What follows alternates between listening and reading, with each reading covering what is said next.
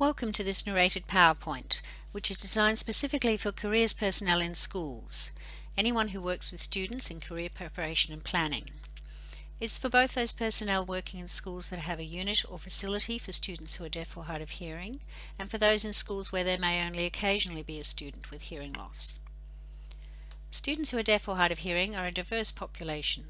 They may have any degree of permanent hearing loss from mild to profound. Some students will use spoken language only to communicate, others will use sign language, Auslan, as well or predominantly. Overall, this presentation is about how schools can support these young people to successfully transition to post-school employment and education, and to have the best opportunities to reach their potential in their post-school life. It draws on recent international and Australian research, including my own research. In this final part of the presentation, I'm talking about post-secondary education and how we can best prepare young people to succeed in their further education. Although more deaf and hard of hearing students are accessing post-secondary education than in the past, they still have lower rates of completion than students in general. Of course, there's a range of reasons why students drop out of university or college. Often an overarching one is a feeling of non-belonging or participation in the full academic and social life of the institution. And research shows that often deaf and hard of hearing students don't have that feeling of full belonging. As well, they can easily struggle academically. Throughout school, they've had supports and accommodations provided for them, but on moving to post-secondary education, they have to take on that responsibility and advocate on their own behalf for these. Many students, even if they disclose their hearing loss on their enrolment, don't access disability services. They may hate asking for accommodations or being seen as different, and they may only do this when they are seriously struggling academically. Students may choose not to contact DLOs because they don't identify themselves as a person with a disability or as deaf, or they may just think that they don't need any supports. Many don't know what accommodations could help them in learning environments that are very different from school. And we know that even when they're provided with accommodations such as interpreters, note takers, captioning, students who are deaf or hard of hearing still receive less information from lectures and tutorials than their hearing peers. It's really important to reduce the risk of dropping out of university or college before completion. So a focus on getting into courses isn't really enough. These students need more preparation to deal with the challenges they'll face and persist. As I mentioned earlier, Griffith University in Queensland has had a specific support program for deaf and hard of hearing students for a long time, with staff who are experienced in the issues involved.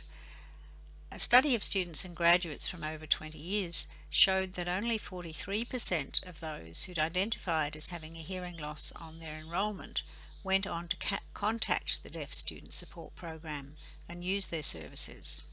But among those who did, there was a higher rate of completion than among those who didn't. Recently published US research shows that students' levels of social skills in high school are strongly associated with their graduation from post-secondary education.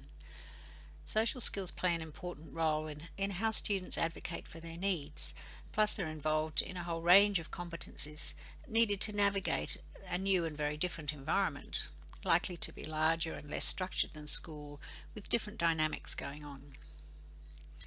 Students will be best prepared to succeed if they have the skills and knowledge to obtain needed supports, good communication and social skills, and if they make the most of accommodations available, as well as of the services that are available to all students. As well, the institution has to be willing and able to ensure supports are provided and the learning environment is truly inclusive, and some will do better than others in this area.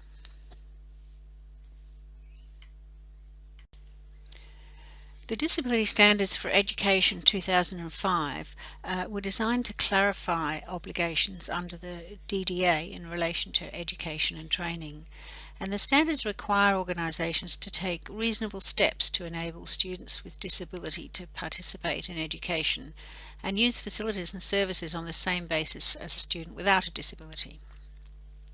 And this may include making reasonable adjustments to teaching or assessment practices, and institutions are required to ensure access to all general student support services as well as specialised services needed because of disability. Students seeking accommodations need to provide recent documentation describing the nature of their disability and any impact it might have in the educational context. Having an early appointment with the DLO when applying is best. Then when accepted into a course, the student and the DLO together will work out reasonable adjustments. Usually they'll then create an impact statement which the student can use to liaise with university staff and access particular services. All this can be daunting for a school leaver, and so support and preparation in how to do this is really important. For students looking at VET, DeafConnect Ed is a great agency to work with. DeafConnect Ed supports the VET sector in Victoria to engage with students who are deaf and hard of hearing. They will liaise with DLOs and teachers and provide information on deafness and strategies in teaching deaf learners and so on. These are examples of some of the types of supports and accommodations available to students who are deaf or hard of hearing in various post-secondary settings. So ranging from Auslan interpreting services to speech-to-text services, real-time captioning, specialised tutoring and so forth. Melbourne University now uses live remote captioning for 95% of its demand for services from students with profound deafness, with the remaining 5% through Auslan interpreting. Live remote captioning delivers text that apparently is 90% accurate through the internet to the student's laptop or iPad in class with a delay of less than 2 seconds. So it's very much being taken up by other universities around Australia as well. To summarise now, all that we know about transition and post-school outcomes suggests that deaf and hard of hearing students need specific transition planning and instruction that includes their hearing-related issues. This is going to be best achieved through liaison and collaboration between school careers personnel and the student's teacher of the deaf. The skills of the careers counsellor can help students identify any foreclosed choices of occupation, challenge any unnecessary compromise, analyse their perception of barriers, and perhaps modify their self-efficacy beliefs. And it's so important to reduce the risk of dropping out of university TAFE and other training courses that a focus on getting into a course isn't enough. A longer-term benefit comes from the development of the knowledge, skills, and personal qualities that will help them transition to post-school life. And this will involve some preparation to identify and address the types of challenges that they may face, both in employment and further education. Students need to learn about the sorts of accommodations that might help them and the legal obligations of education and training providers and employers to provide them. Technology is constantly advancing, and it can be difficult to find information about what's available for specific situations, and important for school leavers to be able to access information and advice. And to be aware that there are all sorts of technological solutions to problems that in the past seemed insurmountable. For instance, there's a range of visual and amplified instruments such as stethoscopes for medical professionals. The young adult needs to be proactive, though, to find out about what specifically could help them and to go about acquiring them.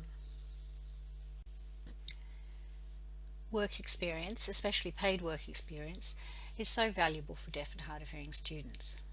Whether it's a job or part of the school's work experience program, students need to discuss their experiences with teachers or careers professionals or similar in order to maximise their learning from their experiences so that they can discuss strategies to deal with any challenges they've encountered. And all the self-determination skills, especially the communication skills, are needed for deaf or hard of hearing youth to manage the challenges they'll face and often specific instruction in these is necessary for them. And this needs to include how and when to disclose one's hearing loss, explain its effects, and inform potential employers of ways around any difficulties. And examples and opportunities to practice this are really valuable. Involving parents as much as possible is important, of course. Parents can encourage the student in self-determination and independence at home and can share knowledge of their networks and local opportunities for work experience and so on. Links between school transition programs and post-school agencies and DLOs in universities and colleges.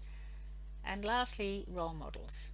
It can be very powerful for young people to have adult role models who are deaf or hard of hearing. So trying to establish these opportunities, whether through personal connections or through agencies and mentoring programs, is really valuable.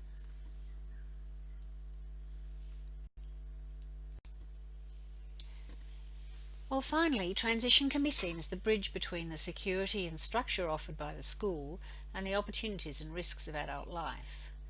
For school leavers who are deaf or hard of hearing, they're suddenly losing all the supports and accommodations that were put in place for them throughout their schooling. They need to be able to understand and articulate their needs and to have the confidence and skills to advocate for themselves. And I believe it's crucial that careers personnel and teachers of the deaf and families work together to bring this about and to ensure the best transition process and post-school outcomes for these young people. So this is the end of this narrated PowerPoint.